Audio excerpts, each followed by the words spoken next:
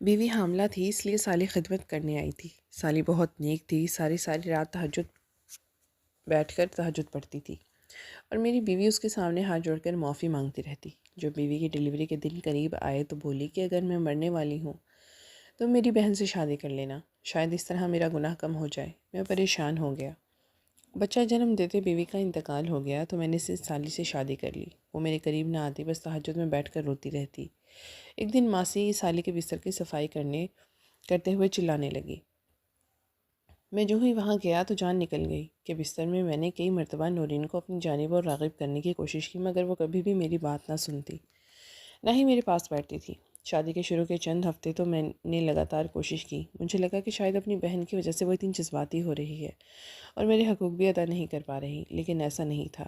2 مہینوں بعد مجھے اس بات کا علم ہو گیا تھا، کیونکہ جیسے ہی میں گھر میں آتا تو نورین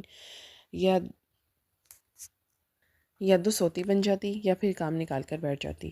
میں بھی پورے دن کام کرنے کے بعد تھکا ہارا گھر لوٹتا، آخر کتنی دیر ہی اس کا انتظار کر سکتا تھا۔ بستر پہ لیٹے لیٹے اس کا انتظار کرتا رہتا، لیکن وہ نہیں آتی۔ کبھی تو رات کے 2 بھی بج جاتے، مجھے نیند آ جاتی اور میں گہری نیند میں سو جاتا۔ میری بات کہیں دور جا کر وہ کمرے میں آتی۔ میں بہت پریشان تھا، ذہنی طور پر بھی مجھے سکون نہیں مل رہا تھا۔ کیا کروں اور کہاں جاؤں؟ کئی مرتبہ میں نے نورین سے بات کرنے کی کوشش کی، لیکن وہ کبھی بھی میری بات کا جواب نہیں دیتی تھی۔ ہاں، یہ ضرور تھا کہ میرے بچے کا مکمل طور پہ خیال رکھتی تھی۔ مجھے کبھی بھی اپنا بچہ گندے کپڑوں یا گندے حلیے میں نہیں دکھائی دیا۔ پورا دن وہ اس کے ساتھ کھیلتی رہتی تھی۔ تقریباً 3 مہینے ہونے کو آئے تھے اور میری ذہنی حالت کافی خراب تھی۔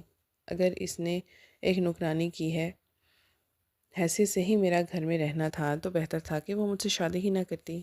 ہاں، اپنے بھانجے کو پال لیتی، مجھے اس بات پر کوئی اعتراض نہیں تھا۔ جب 4تھا مہینہ شروع ہوا تو میری رہی صحیح ہمت بھی جواب دے گئی۔ میں نے عبداللہ کو اٹھایا اور اپنی ماں کے پاس چھوڑ دیا۔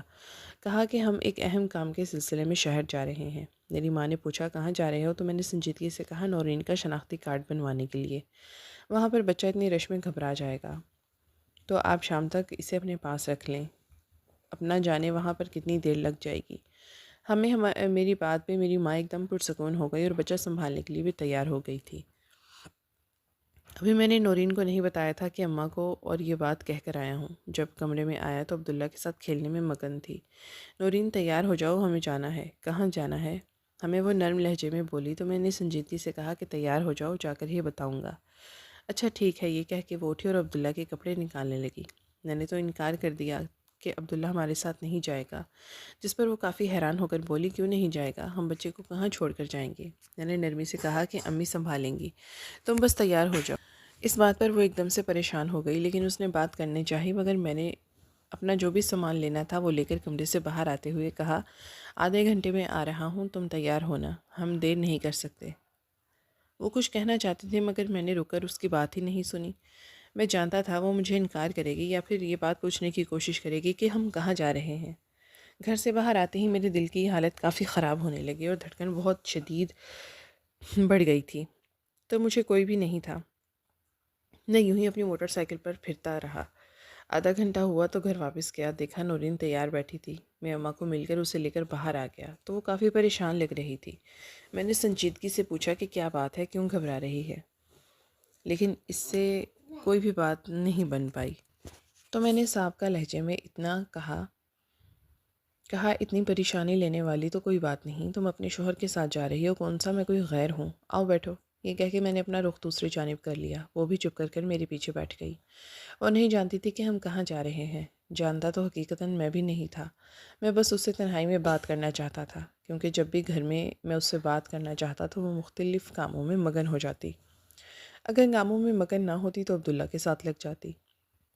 مجھے چاہتے ہوئے بھی اس سے بات کرنے کا مکمل طور پہ موقع نہیں مل رہا تھا۔ میں یوں ہی اسے لے کر ایک پارک میں آ گیا تو وہ حیرانی سے بولی کہ یہاں پارک میں کیوں آئے ہیں ہم؟ میں نے اسے کچھ بات کا کوئی بھی جواب نہیں دیا اور ایک جانب لگے ہوئے بینچوں پر اسے لے کر بیٹھ گیا۔ کیا بات ہے دلاور، آپ پریشان لگ رہے ہیں اور یہاں پارک میں آنا مجھے کافی عجیب لگ رہا ہے۔ میں نے نرمی سے کہا کیونکہ یہاں آنا اس لیے ضروری تھا کہ گھر میں تم سے بات نہیں کر سکتا تھا۔ ایسی کیا بات ہے جو آپ مجھے یہاں لے کر آئے ہیں؟ یہ تو تم مجھے بتاؤ نا کہ کیا بات ہے، کیوں اتنی گھبرائی رہتی ہو مجھ سے؟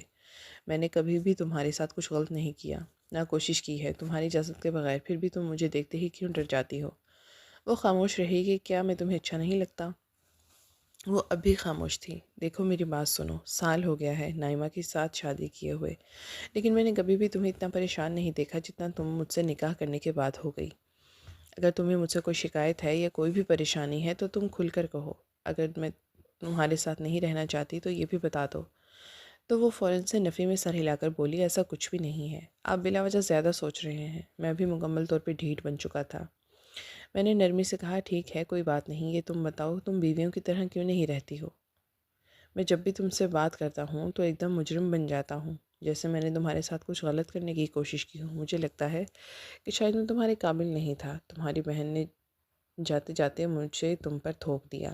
اگر تم مجھے خود کی قابل نہیں سمجھتی تو بے شک کہہ دو، میں بالکل بھی برا نہیں مانوں گا، بلکہ ہو سکا تو تمہیں چھوڑ دوں گا اور تمہاری بہت اچھی جگہ پر شادی بھی کروا دوں گا۔ وہ چپ کر سنتی جا رہی تھی کہ مجھے چڑ ہونے لگی، کیونکہ مجھے اپنے سوالات کا جواب چاہیے تھا۔ ان 4 مہینوں میں ایک بھی جواب نہیں ملا تھا۔ اب جب میں اسے پوچھ رہا تھا تب بھی وہ مجھے نہیں بتا رہی تھی۔ میں نے پہلی مرتبہ ان 4 مہینوں میں دھیرے سے اپنا ہاتھ آگے بڑھایا اور نورین کا ہاتھ اپنے ہاتھ میں لے لیا۔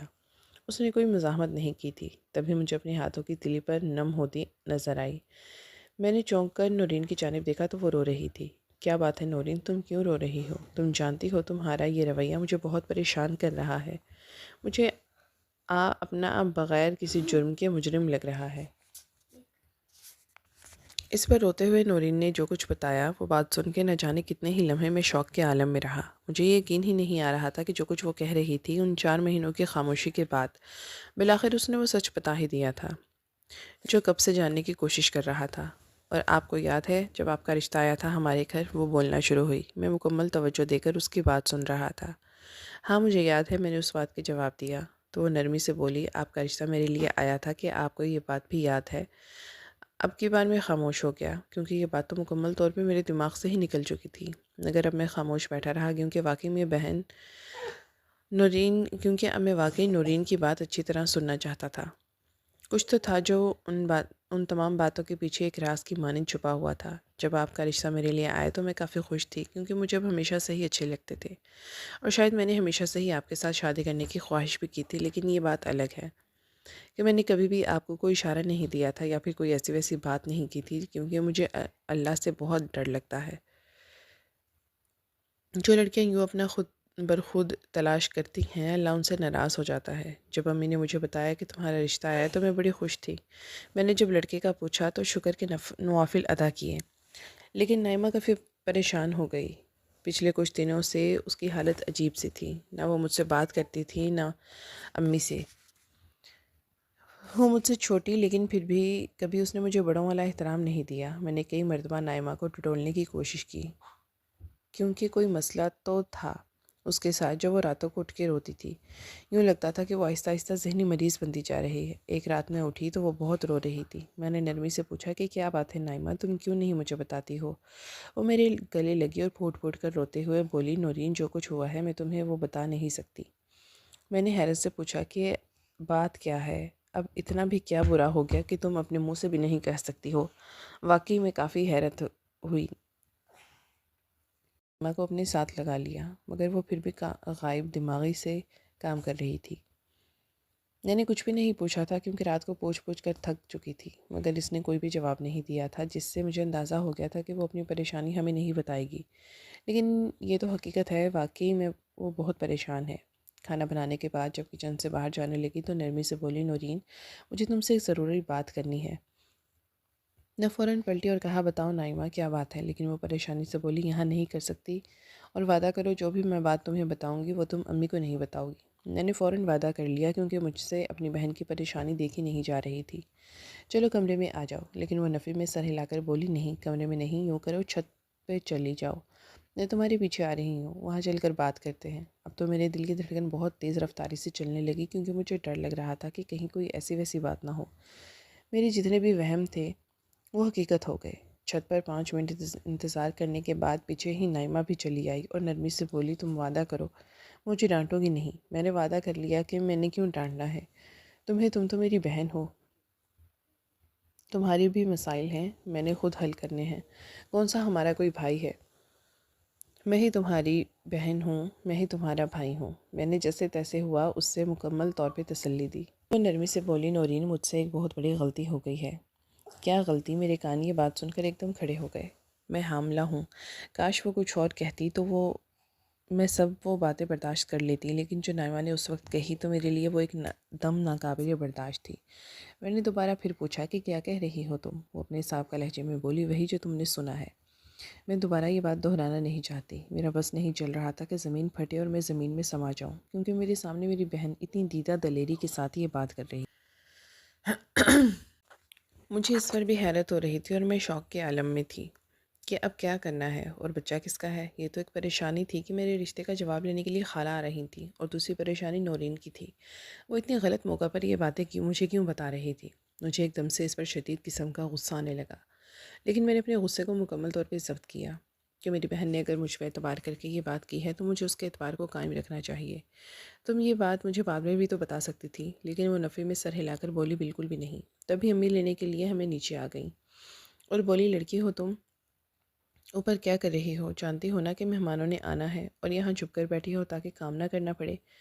اماں ہم دونوں کو ڈانٹ کے چلی گئی تھی۔ ہم دونوں نے ہی ان کی بات کا اثر نہیں لیا تھا۔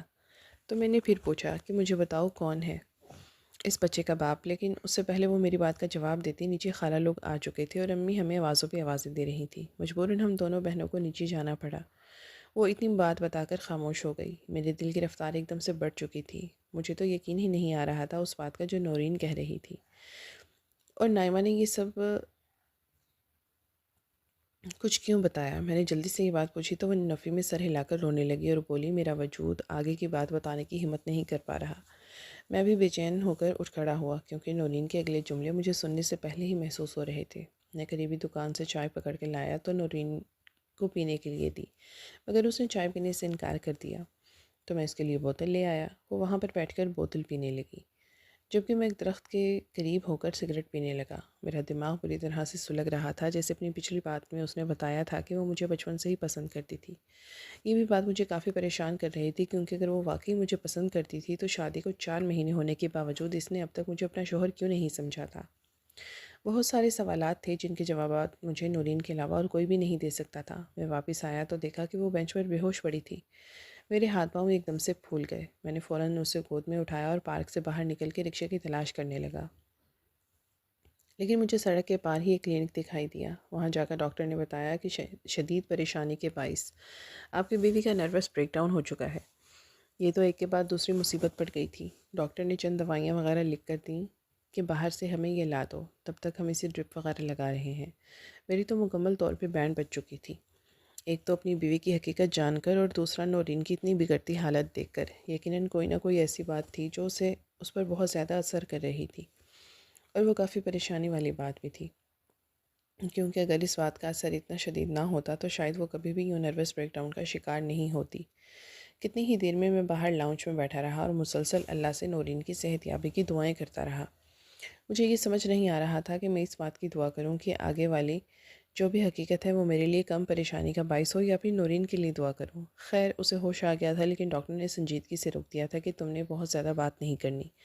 مریض نے کہ اس سے بات کا بہت زیادہ دباؤ لے لیا ہے، جس کی بنا پر اس کا کتنا برا حال ہوا ہے۔ میں نے گھر لے جانے کی اجازت لی تو ڈاکٹر نے اجازت دے دی، لیکن یہ بھی کہا کہ بہتر ہے کہ ایک دن اور یہیں پر ہماری نگرانی میں رک جائے، تو ہو سکتا ہے کہ اگر طبیعت خراب ہوئی تو ہم دوبارہ فوراً اسے ریکور کر لیں گے۔ گھر میں جا کر دوبارہ پھر وہی پریشانیاں ملیں گی تو آپ کی بیوی کی جان بھی جا سکتی ہے۔ یہ بات میرے لیے بہت بڑی تھی۔ میں نے یہی فیصلہ کیا کہ 2 دن مزید یہاں کلینک پر ہی رکوں گا۔ نورین کو ڈاکٹر نے بے ہوشی کی دوائیاں دے رکھی تھیں تاکہ وہ کسی بھی بات کو نہ سوچے، نہ ہی اس کا اثر لے۔ میں کتنی ہی دیر باہر لاؤنج میں بیٹھا رہا اور دل ہی دل میں اللہ سے نورین کی صحت یابی کی دعائیں کرتا رہا تھا۔ ابھی مجھے امی کا فون آیا۔ انہوں نے پوچھا کہ کہاں پہ ہو تم لوگ؟ صبح سے نکلے ہوئے ہو، ابھی تک واپس نہیں آئے؟ عبداللہ کا بھی رو رو کر برا حال ہے۔ ان کی ہی ہمت تھی، اس نے تو اتنے چھوٹے بچے کو سنبھال لیا تھا۔ میں نے نرمی سے امی کو پوری بات بتا دی اور کہا کہ پتہ نہیں اچانک ہی اس کا نروس بریک ڈاؤن ہو گیا ہے۔ یہ بات سن کر وہ بہت پریشان ہوئی۔ انہوں نے کلینک پر آنے کی بات کی تو میں نے انہیں منع کر دیا کہ یہاں آنے کی کوئی بھی ضرورت نہیں ہے، کیونکہ وہ تو دوائیوں کے اثر کی وجہ سے سو رہی ہے۔ آپ لوگ آئیں گے تو پھر بھی کچھ نہیں ہوگا، میں کل یا پرسوں انشاءاللہ اسے لے کر گھر آ جاؤں گا۔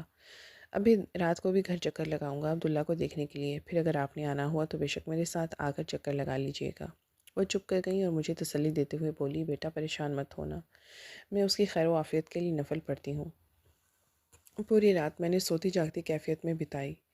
کبھی مجھے نیند آ جاتی تو فوراً ایک دم سے جھٹکا لگتا کہ تمہاری بیوی اندر اتنی پریشان ہے اور تم کیوں نیند لے رہے ہو۔ خیر تہجد کا وقت میں اٹھا اور اللہ سے گڑ گڑا کر میں نے دعا کی کہ نورین کو صحت و تندرستی عطا کرے۔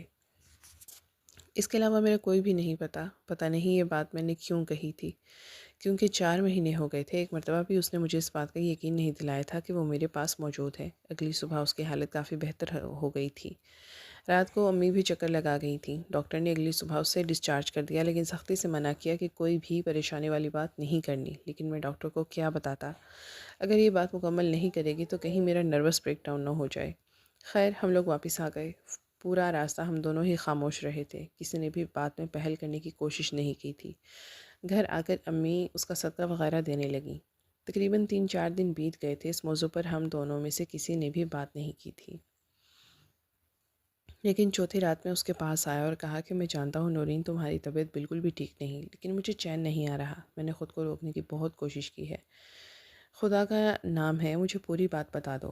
وہ خاموشی سے میری شکل دیکھتی رہی، جس پر مجھے لگا کہ شاید میں نے بہت ہی کوئی غلط بات کر دی ہے۔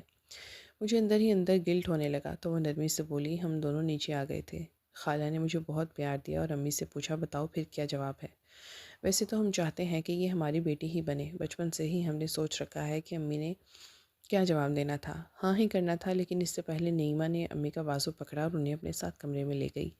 پتہ نہیں دونوں نے کیا بات کی یا نعیمہ نے انہیں کیسے سمجھایا، مجھے یہ سمجھ نہیں آ رہا تھا کہ وہ بات مجھے روک رہی تھی کہ تم نے امی کو نہیں بتانی، وہ اس نے خود ہی بتا دی تھی۔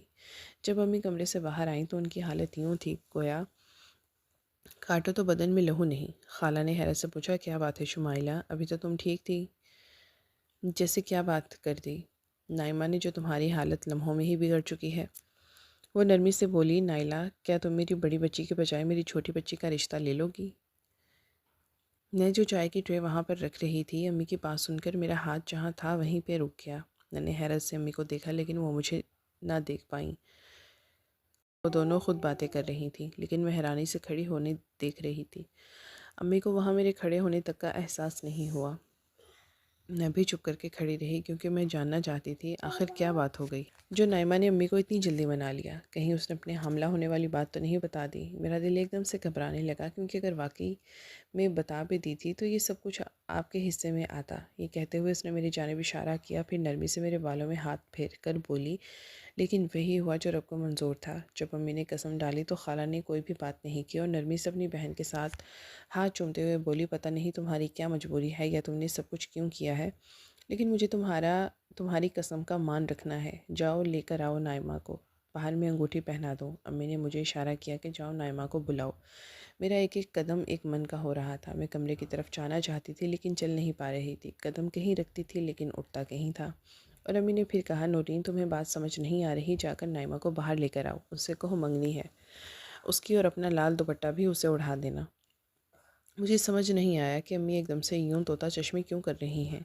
کیا انہیں میں دکھائی نہیں دیتی کتنی خوش تھی میں، اور یہ بات وہ بھی اچھی طرح جانتی تھی؟ تو انہوں نے مجھ سے ہاں کہلوانے کے بعد ہی تو خالہ کو بلایا تھا۔ پھر اب یوں اچانک میں وہیں پر کھڑی رہی تو امی نے مجھے پیچھے ہونے کا اشارہ کیا اور خود جا کے نائمہ کو باہر لے آئیں۔ نائمہ بالکل مطمئن تھی، آ کر بیٹھ گئی اور خالہ نے اسے انگوٹھی پہنا دی۔ میں کبھی اس انگوٹھی کو دیکھتی، کبھی اپنی خالی ہاتھ کو جہاں پر میں نے کتنی خواہش کی تھی کہ آپ کے نام کی انگوٹھی ڈلے۔ خالہ چلی گئی لیکن جاتے وقت بھی انہوں نے ایک مرتبہ امی سے یہ نہیں پوچھا کہ تم یہ سب کچھ کیوں کر رہی ہو۔ ان کے جاتے ہی امی نے ایک زوردار تھپڑ نائمہ کے منہ پر لگایا۔ میں دیوار کے ساتھ لگی یہ سارا منظر دیکھ رہی تھی لیکن مجھے سمجھ کچھ بھی نہیں آ رہا تھا۔ میرا دماغ خود ایک طرح سے معاف ہو چکا تھا۔ دفع ہو جاؤ میری نگاہوں کے سامنے سے، جو دوبارہ میرے سامنے آئی تو تمہاری گردن مروڑ دوں گی۔ میں وہی ماں جو کچھ دور پہلے نائمہ کے لیے خالہ کے سامنے فقیر بن کر بیٹھی تھی، ایک دم سے جلاد بن گئی۔ نائمہ نے بڑے سکون سے اپنا جوتا پہنا اور کمرے میں چلی گئی۔ اس کے جاتے ہی امی پھوٹ پھوٹ کر رونے لگی۔ میں ان کے پاس گئی اور پوچھا کیا بات ہے امی؟ انہوں نے میری کسی بات کا جواب نہیں دیا۔ اور میرے گلے لگ کر بولی، نائمہ نے مجھے کہیں پر منہ دکھانے کے قابل نہیں چھوڑا۔ تو یہ باتیں سن کر مجھے یقین آ گیا تھا کہ انہیں حقیقت پتہ چل گئی ہے کہ نائمہ حاملہ ہے، لیکن مجھے نہیں پتہ چل رہا تھا کہ انہوں نے یہ حقیقت جاننے کے باوجود اپنے بھانجے کے سر نائمہ کو تھوپنے کا فیصلہ کیوں کیا ہے۔ میں نے یہ بات پوچھی تو انہوں نے صاف انکار کر دیا کہ چپ کر جاؤ نورین، مجھ میں اتنی ہمت نہیں ہے کہ میں تم سے وہ باتیں دہراؤں جو نائمہ نے حرکت کی ہے۔ تو ویسے بھی تم میری بہادر بیٹی ہو، مجھے یقین ہے کہ تم میرے ہر فیصلے کا مان رکھو گی اور اپنی ماں کو معاف کر دو گی۔ تم کیا جانتی ہو کہ مجھے تمہارے اب غمگین ہونے کا پتہ نہیں ہے، یا میں نے جو ناانصافی تمہارے ساتھ کی ہے مجھے اس کا ادراک نہیں ہے۔ میرا بچہ، مجھے ہر بات کا پتہ ہے، مجھے معاف کر دینا نورین، مجھے معاف کر دینا۔ یہ کہہ کر امی پھر سے رونے لگیں۔ میرے دل میں ان کے خلاف جتنے بھی وبال آئے تھے وہ ایک دم سے ختم ہو گئے تھے۔ وہ دن گیا اور آج کا دن۔ میں نے کبھی امی کو یہ نہیں پوچھا کہ آپ نے وہ سب کیوں کیا تھا، اتنا بول کر وہ پھر خاموش ہو گئی، لیکن میرے اندر کا تجسس مجھے چین نہیں لینے دے رہا تھا۔ میں نے خود ہی پوچھا کہ خالہ نے یہ سب کچھ کیوں کیا تھا، جب انہیں پتہ چل گیا تھا کہ نائمہ غلط کر بیٹھی ہے۔ کاش مجھے بھی یہ بات پتہ چل جاتی۔ میں نے پھر پوچھا، بتاؤ نورین، میرا دل پھٹ جائے گا۔ مجھے چین نہیں آ رہا، لیکن وہ بیڈ پر لیٹتے ہوئے بولی، فی الحال میں مزید بتانے کی ہمت نہیں کر پا رہی ہوں، مجھے کچھ دیر اکیلا چھوڑ دیں۔ یہ کہہ کر اس نے نیند کی دوائی کھائی اور سونے کے لیے لیٹ گئی۔ مجھے پہلی مرتبہ اپنی شادی کے بعد اس پر اتنا شدید غصہ آیا تھا۔ خود تو چپ کر کے لیٹ گئی تھی، لیکن مجھے ایک بے چینی میں ڈال گئی تھی۔ میں نے سوچا کہ امی سے پوچھ لوں، لیکن ان سے پوچھنے کا بھی فائدہ نہیں تھا، کیونکہ شاید وہ بھی ان تمام حقیقتوں سے واقف نہیں تھی۔ انہوں نے بھی اپنی بہن کی محبت میں آ کے نورین کی جگہ نائمہ کا رشتہ لے لیا تھا۔ میں چپ چاپ باہر آ گیا۔ میرے دل میں ایک عجیب و غریب بے چینی تھی۔ مجھے تو وہ وقت اچھی طرح یاد تھا جب مجھے علم ہوا کہ نائمہ حاملہ ہے۔ میں بہت خوش بھی تھا اور حیران بھی۔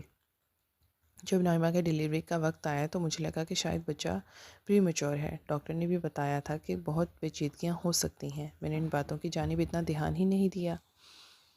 یا اللہ، یہ سب کیا ہو گیا تھا میرے ساتھ؟ میں نے تو کبھی کسی لڑکی کے ساتھ برا نہیں کیا یا کسی کی عزت پہ ہاتھ نہیں ڈالا، پھر میرے ساتھ یہ سب کچھ کیوں ہوا؟ اور وہ بچہ کس کا تھا جو خالہ نے میرے ساتھ اتنا بڑا ظلم کر دیا؟ بہت سارے سوالات تھے جو میرے دماغ کی شریانیں پھاڑنے کے لیے کافی تھے۔ ایک دو مرتبہ نورین کی آنکھ کھلی تھی۔ میں نے جا کر حال چال پوچھنے کی بجائے سیدھا بات پوچھی، لیکن اس کی حالت کافی خراب تھی۔ عبداللہ بھی 3-4 دن سے اس کے پاس نہیں آیا تھا۔ میں اماں کے پاس گیا تو انہوں نے عبداللہ میری گود میں دے دیا۔ کتنی ہی دیر میں عبداللہ کی شکل دیکھتا رہا۔ پتہ نہیں کس کا بچہ تھا وہ، جسے نائمہ میری جھولی میں ڈال کر چلی گئی تھی اور جس کی خاطر میری اور نورین کی شادی کی گئی تھی۔ مجھے اچھی طرح یاد ہے، اپنے آخری دنوں میں نائمہ کی کافی حالت خراب تھی اور وہ مجھے بار بار مجھ سے معافیاں مانگتی تھی۔ میں نے ایک دن تنگ آ کر پوچھ لیا کہ تم کیوں معافیاں مانگتی ہو؟ لیکن اس نے کبھی بھی نہیں بتایا تھا کہ وہ کیوں معافیاں مانگتی ہے۔ بس نرمی سے میں بولی، جب آپ کو پتہ چلے گا میں نے کچھ غلط کیا ہے تب آپ مجھے معاف کر دیجیے گا۔ پھر اس کے بعد اس سے نہ کام ہوتا تھا نہ کچھ، اور بلکہ پورا پورا دن لیٹی چھت کو گھورتی رہتی تھی۔ انہی دنوں امی نے نورین کو بھی وہاں پر بلا لیا۔ پہل تو دونوں بہنیں بڑی خوش اخلاقی سے رہتی تھیں، لیکن آخری دنوں میں میں نے ایک بہت بڑی اچھی طرح محسوس کی کہ نہ نائمہ نورین کو بلاتی ہے، نہ ہی نورین نائمہ کو۔ ان دونوں میں ایک اندیکھی دیوار تھی، لیکن میں نے زیادہ دھیان نہیں دیا کہ ان دونوں بہنوں کا معاملہ ہے، مجھے ان کے معاملے میں نہیں پڑنا چاہیے۔ پھر نائمہ کی وفات ہو گئی اور خاندان والوں نے نورین کا نکاح میرے ساتھ کر دیا، جبکہ میں اس نکاح کے حق میں نہیں تھا، لیکن عبداللہ کی خاطر نکاح کر لیا۔ لیکن اس کے بعد زندگی عجیب بھی ٹکر پر چلنے لگی۔ پورا پورا دن نورین اپنے کاموں میں مگن رہتی اور راتوں کو تہجد میں دعائیں مانگتی تھی۔ میں کبھی بھی اس کی دعاؤں کی نوعیت کو سمجھ نہیں پایا کہ وہ کیا مانگتی ہے۔ مجھے جو بات سمجھ آئی وہ صرف یہ تھی کہ ہو سکتا تھا کہ وہ بلا وجہ میرے ساتھ نکاح ہو گیا ہے، شاید اس وجہ سے وہ اللہ سے دعائیں کرتی ہے تاکہ مجھ سے آزادی مل جائے، مگر ایسا نہیں تھا۔ 2 دن بعد جا کر نورین کی حالت واپس سنبھلی تھی، اور ان 2 دنوں میں اس کی رنگ ایک دم سے پیلا ہو گیا تھا اور دیکھنے میں یوں لگتا تھا کہ نہ جانے کتنی عرصے کی بیمار ہے۔ مکمل طور پہ کمزور اور لاغر دکھائی دیتی تھی، اور اچھی طرح یاد ہے میں اس کی چارپائی کے پیروں کی طرف بیٹھ گیا اور کہا کہ تمہیں خدا کی قسم ہے نورین، جو بات ہے مکمل بتا دو، میرا دل پھٹ جائے گا۔ وہ خلا میں گھورتے ہوئے بولی، نائمہ کا نکاح ہو گیا تھا، پھر آپ سے۔ نے بڑے خوش دل سے اس نے کہا ہمیں شامل ہوئی تھی، لیکن میں نے اپنی چاہت اور محبت کا گلا گھونٹ دیا تھا۔ جانتے ہیں، کیونکہ نائمہ نے مجھے بتایا وہ بچہ کسی اور کا نہیں بلکہ آپ کا ہے۔ یہ بات سن کر مجھے ایک شدید دھچکا لگا۔ میرے قریب تو اس کے ہاتھوں پر ایک دم سے کمزور ہو گئی۔ مجھے سمجھ نہیں آیا میں کیسے اپنی صفائی دوں۔ میں بولنا چاہا تو نورین نے ہاتھ اٹھا کر مجھے خاموش کروا دیا اور کہا مجھے بول لینے دیں۔ میں نے اپنا دل مار دیا تھا یہ جان کر کہ آپ تو میری نگاہوں میں بڑے اچھے کردار کے مالک تھے، لیکن جب مجھے علم ہوا کہ نائمہ کے پیٹ میں پلنے والا بچہ کسی اور کا نہیں آپ کا ہے، تو خدا کی قسم میرے دل میں ایک آپ کے لیے جتنی بھی محبت اور عزت تھی وہ ایک لمحے میں ختم ہو گئی، اور میں نے اللہ کا شکر ادا کیا کہ میرے مقدروں میں آپ نہیں تھے۔ یہ مکمل طور پہ اب اپنی بہن کی طرف تھی، بلکہ اللہ کا شکر ادا کرتی تھی اس نے وقت پر حقیقت بتا دی، اور آج وہ اس انسان کے ساتھ شادی کر رہی تھی جس کی وجہ سے میری بہن کی زندگی برباد ہوئی تھی۔ بڑی خوش تھی۔ امی نے مجھے سختی سے روک دیا تھا کہ خبردار یہ بات کسی کو بھی مت بتانا، کیونکہ نائمہ کے حمل کا پہلا مہینہ میں ہی علم ہو گیا تھا، اور فوراً ہی ہم نے خالہ کو کہہ کر شادی رکھوا دی تھی۔ انہیں بھی یہ بات نہیں معلوم تھی نائمہ کی یہاں پر شادی ہو گئی تو اماں میرے لیے رشتے تلاش کرنے لگیں، مگر مجھے چین نہیں آتا تھا۔ پوری پوری رات میں آپ کے متعلق سوچتے ہوئے بتا دیتی تھی، لیکن صبح اٹھتی تو ایک دم سے آپ کو اپنے دل سے نوچ پھینکتی تھی، مگر رات ہونے پر دوبارہ پھر وہی سوچیں اور تخیلات میرا ساتھ دینے لگتے تھے۔ میں یہاں پر آئی جب آپ کسی کام کے لیے دوسرے شہر گئے ہوئے تھے، اور میں نائمہ کے کمرے میں بیٹھی تھی۔ پوری رات میں نے دیکھا وہ جاگتی رہی، ایک لمحے کے لیے بھی نہیں سوئی تھی۔ میرا کچھ کام تھا موبائل پہ، میں وہی کر رہی تھی۔ بالآخر میں نے رات کے آدھے پہر پوچھ ہی لیا کہ کیا بات ہے نائمہ، کیوں اتنی پریشان ہو؟ وہ مجھے دیکھ کر نفے میں سر ہلاتے ہوئے بولی کچھ نہیں نورین، لیکن میں تو بڑی بہن تھی، مجھے معلوم تھا کہ وہ کوئی نہ کوئی بات چھپا رہی ہے، بالکل ویسے ہی جیسے جب میرا رشتہ آیا تھا تب چھپا رہی تھی۔ میرے بہت اصرار کرنے پہ وہ بولی تو صرف اتنا کہ اگر میں نے تمہیں بتا دیا کہ میں کیوں پریشان ہوں تو شاید تم مجھے پوری عمر معاف نہ کر پاؤ۔ میں کیوں نہیں معاف کروں گی؟ تم میری بہن ہو، تم جانتی ہو تم مجھے معاف کر دو گی، لیکن شاید میں خود کو پوری عمر نہ معاف کر پاؤں۔ میں نے جھنجھوڑ کر کہا جو بھی بات ہے تمہیں قسم لگے میری، مجھے کھل کر بتا دو۔ اس پر وہ نرمی سے بولی میرے پیٹ میں جو بچہ ہے وہ دلاور کا نہیں بلکہ وہ میرا ایک کلاس فیلو تھا، اس کا ہے۔ یہ بات سن کے میں نے ایک زوردار تھپڑ نائمہ کے منہ پر لگا دیا۔ یہاں تک بول کر وہ ایک دم سے خاموش ہو گئی۔ میں نے بھی ایک گہری سانس لی، کیونکہ حقیقت تو یہی تھی کہ میرا کبھی بھی نائمہ کے ساتھ کوئی تعلق نہیں تھا۔ مجھے بہت دکھ ہوا تھا کہ نائمہ نے مجھے دھوکہ دینے کی کوشش کی ہے۔ وہ دوبارہ پھر بولنا شروع ہو گئی۔ میں نے ایک کے بعد دو، پھر تین، پھر چار تھپڑ ایک ساتھ نائمہ کے چہرے پہ لگا دیے اور کہا تم نے ہم لوگوں کو سمجھ کے کیا رکھا ہے؟ جو دل چاہتا ہے بول دیتی ہو اور اس پر یقین دلانے کی کوشش بھی کرتی ہو۔ تمہیں شرم نہیں آتی کہ تم نے کیا کیا ہے؟ میں روتے ہوئے بولی نوری مجھے معاف کر دو، میں ڈر گئی تھی، میں نہیں جانتی تھی مجھے کیا کرنا چاہیے۔ امی کو اگر میں دلاور کا نام لے کر نہ مناتی تو وہ کبھی بھی میری بات نہ مانتی۔ اگر میں بتاتی کہ یہ کوئی اور ہے تو وہ مجھے ساری عمر معاف نہ کرتی۔ میں نے صرف خود کو بچانے کے لیے یہ کیا تھا جو بھی کیا تھا۔ وہ بول کر خاموش ہوئی تو میں نے سنجیدگی سے کہا کہ تم جانتی ہو میں ہمیشہ سے ہی دلاور کو چاہتی آئی ہوں، محبت کرتی تھی بچپن سے اس سے، لیکن تم نے کیا کیا؟ ایک لمحے میں مجھ سے میری محبت چھین لی۔ صرف محبت ہی نہیں چھینی بلکہ تم نے ہم سب کو دھوکہ بھی دیا۔ دھوکہ بھی ایک انسان کو نہیں، سب کو، اپنے ارد گرد جتنے بھی لوگ ہیں۔ تم انہیں بیوقوف سمجھتی تھی یا پھر خود بہت بڑی بیوقوف تھی؟ تم نے پہلے مجھے دھوکہ دیا، پھر امی کو دھوکہ دیا، پھر خالہ کو، پھر دلاور کو، اب شاید اس بچے کو بھی۔ کیا کروں میں نائمہ؟ کدھر جاؤں؟ کس سے بتاؤں کہ میری ایک بہن ایک دھوکے باز ہے؟ میں رو رہی تھی اور وہ خاموشی سے میری بات سنتی جا رہی تھی۔ پھر اس نے میرا ہاتھ پکڑا اور خود کو مارنے لگی۔ میں نے خود کو نہیں روکا، جو کر رہی تھی کرنے دیا۔ تھوڑی دیر بعد اٹھ کر میں کمرے سے باہر آ گئی۔ بعد میں وہ کیا کرتی رہی کیا نہیں مجھے کچھ نہیں پتہ۔ میں تو فوراً ہی گھر واپس جانا چاہتی تھی، لیکن امی نے مجھے وہاں پر رکنے کا بولا تھا۔ مجھے دکھ اپنی بہن کے کیے گئے عمل کا بھی تھا اور اس بات کا بھی تھا کہ نائمہ کی جھوٹ کی وجہ سے مجھے اپنی محبت کو چھوڑنا پڑا۔ میں نے خود کو سمجھانے کی بہت کوشش کی، لیکن جب میں آپ کو دیکھتی تو مجھے وہ لمحہ یاد آ جاتا جب میں نے آپ سے نفرت کی تھی، وہ بھی نائمہ کے پیچھے لگ کر۔ ڈیلیوری کے بعد کے وقت جب وہ جانے لگی تو اس نے اتنا کہا میرے جانے کے بعد تم دلاور سے شادی کر لینا۔ میں نے تب بھی کوئی بات نہیں کی، کیونکہ میں مکمل طور پہ نائمہ کے ساتھ بات چیت بند کر چکی تھی۔ اور تمہیں کیوں لگتا ہے کہ میں تمہاری بات مان لوں گی؟ کیا تم نے سب کو کٹ پتلی سمجھ رکھا ہے جو تمہاری ڈگڈگی پر ناچتے رہیں؟ نورین میرے بعد تم دلاور کے ساتھ شادی کر لینا، اور چاہو تو عبداللہ کا خیال بھی رکھ لینا، ورنہ اس کے باپ کا پتہ میں نے الماری میں لکھ رکھا ہے، وہاں پر چھوڑ دینا۔ اس سے میں جانتی تھی وہ محض ہمدردی لینا چاہتی تھی، ورنہ وہ کہاں مرنے والی۔ لیکن یہ بات مجھے بعد میں پتہ چلی۔ بچے کو اس دنیا میں لانے کے بعد تک وہ بالکل ٹھیک تھی، لیکن پھر ایک نرس سے اس نے نیند والی گولیاں منگوائی کہ مجھے سکون لینا ہے۔ نرس نے پتہ لا دیا اور وہ پورا پتہ ایک ہی پھانک کے ساتھ نکل گئی، پھر دوبارہ کبھی ہوش میں نہیں آئی۔ نرس نے یہ بات مجھے بتائی تو میں نے اسے منع کر دیا کہ تم کسی کو بھی خودکشی کے متعلق نہیں بتاؤ گی۔